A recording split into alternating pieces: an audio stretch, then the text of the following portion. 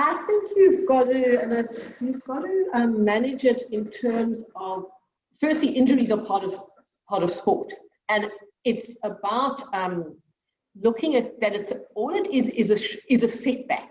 It's not. You've got to put it in perspective, and it's not about it's not the end of their sporting career. So it's looking at the bigger picture and saying that just because you've got injured now doesn't mean you're not going to be able to ever play again. So that's really important. I think it also comes to understanding the player, and this is where we often have a problem with youngsters whose sport is their identity. And if your sport is your identity, then you're dealing with that injury is more difficult, because then you think, yeah, well, I've got nothing, I've got nothing to live for because all I can do is sport.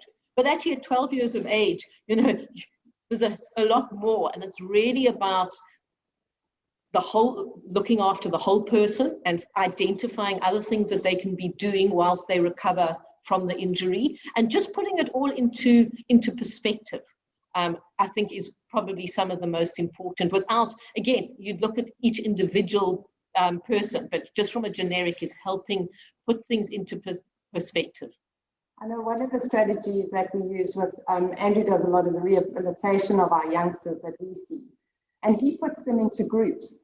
So even if they're not exactly the same injury, there's a group of young boys, and somebody might be a little bit further down in the injury recovery, and they support each other, and they find an environment where they're with like-minded people. They're missing their sport, they love it, they want to get back, but they get support from each other. And I think I would always encourage parents who've got a youngster who's is injured, is to put him into a situation like that where he can actually be with other boys, and it doesn't even have to be the same age. Sometimes the boys are a 12-year-old and a 16-year-old, and it's amazing how the 16-year-old steps up and looks after the 12-year-old, and then they're both off for full, and they've learned life lessons. So those kind of special nuances, and a coach, the role that a coach plays there is to find that situation, to find that